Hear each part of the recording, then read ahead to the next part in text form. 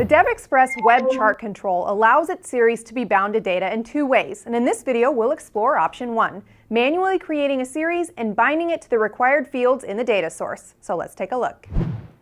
Let's start with an empty ASP.NET application. Add a new web form and title it Binding Individual Series.aspx. Navigate to the DX 10.2 data section in the toolbox and then drag and drop the web chart control onto the newly added page.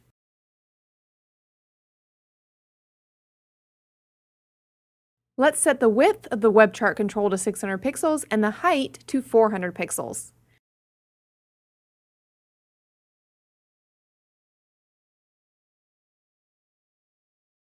From the Data section on the toolbox, drag and drop the Access Data Source control onto the page.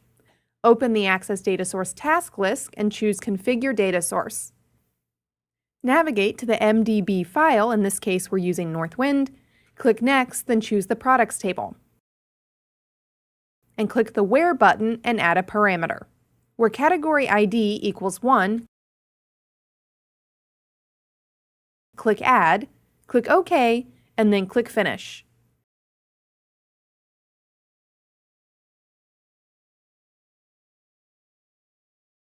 Now let's click on the chart control, and in the property grid, change the data source ID to Access Data Source 1. This has bound the Access Data Source to the chart. Open the task pane on the chart and choose Run Wizard. Click Series and remove Series 2.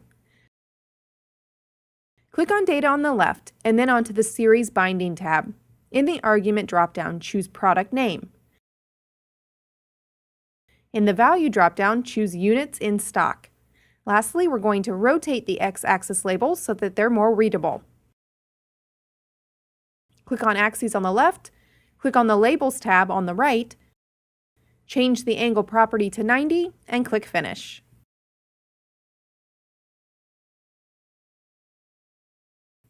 Let's build and run the application, and you'll see we've data bound our chart to a database and rendered a chart based on the data.